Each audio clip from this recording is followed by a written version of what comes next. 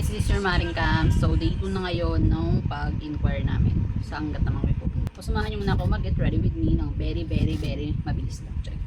So ang gagamitin natin ngayon is tinted sunscreen ng Hickory. Ganda to sa PES kasi nga very natural ang atake. Sunscreen lang siya pero parang naka-foundation. Very light lang kasi mahuhulas din tayo mamaya. And hindi na rin ako magpa-foundation pa kasi tinted na nga. So yan ang final look. Non-greasy and napakadali niya lang din mag-blend. Diretso na tayo sa Magic Blusher. Ito favorite ko to lagi. Pula. Kasi nga lip and cheek na din siya. So madalas talaga pag nag-cheek ako niyan.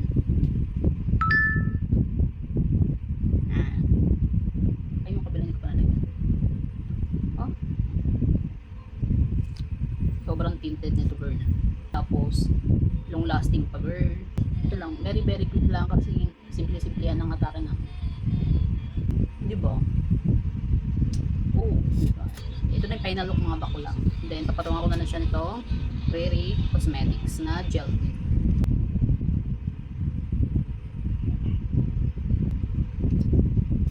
Diba? Ito yan. Ang shade na ginamit ko is Flirt. Yun na, final look. Ang gamit ko perfume is from GSP. OG ko talaga to. Sobrang bango and long lasting. Super affordable lang din niya. Ang scent ko dito is Fresh Scent. Sobrang ano na ito, bango. Will do the hair. Ayan. Very quick lang. Itong gamit kong brush, alam niyo ba, hindi siya madali masira. And talagang hindi ko mai-stress pag gamit ko siya. Kahit pa buhol-buhol yung buhok. Kita ko lang siya ng very konti lang na ito. Itong remote natin in one premium series sila na hair cream serum. Wala na ito post. Wala pa ako dito stock. Nasa dulo. Dalawang pisit lang guys. Kaya ako naglagay mga bakla kasi meron siyang protect against UV rays. So mainit pa, alas 3 pa lang. Mag-apply tayo niyan. Final look, ayan. Itong brush na gamit ko guys. So yun na guys. Babay muna. Guys, susutin ko tong shade ko. Alam niyo 1 year na sa akin to. Napakaganda. Ang lakas maka-aura. So yeah. And hindi mawawala ito dahil sobrang init girl. Ito mga outfitan natin pagka mag-beach gano'n. Diba laban? Ibong, attackers. Kaya lang basta pa yung buhok. Mamaya ako susutin. Init kasi kahapon nagbiyahe kami. Sobrang sunog na sunog. Okay. Check. Sobrang sunog ang kahapon. Kaya final look tayo. Luwag na ito sa akin. Para lumuwag. So yeah, baba. Hindi kami sa Nursery Macdo. Kakain muna kami ni Aldrin bago kami mag-inquire ng balak namin bilhin. Guys, try natin itong Oreo ng Macdo. Strawberry Oreo.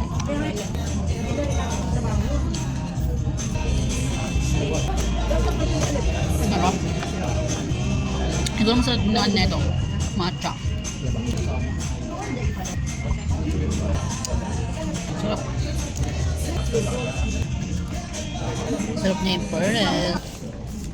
Try natin daw sa yung price. Kontrolulo na masarap.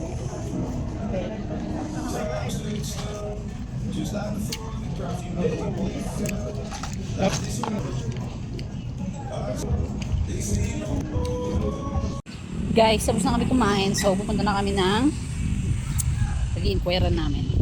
So, hindi ko alam kung makaka-uwi kami ng may dala o not sure kung kailan kasi talaga naghahanap kami ng medyo mababa. I mean, talaga may discount yun talagang SRP kasi syempre, cash natin bibili. So, yun lang. So mga Mariko, wala nga kaming napala sa lakad namin. Tama lang talaga na mai-celebrate namin yung mansari namin nung araw na yan dahil alas 4 na din kasi kami nakatapos makalaps dun sa McDo. So yeah, nagpunta kami sa una, pangalawang branch. Una walang stock, pangalawa medyo mahal sa SRP. So sa pangatlo, okay na sana yung deal doon kaso walang stock na gusto naming model. So hindi pa to yung araw na na-pick up namin yung talagang minamanifest na namin ni Aldrin. So mga Mariko, yung day 3, ayun na yung araw na na-pick up namin yung pinapangarap namin.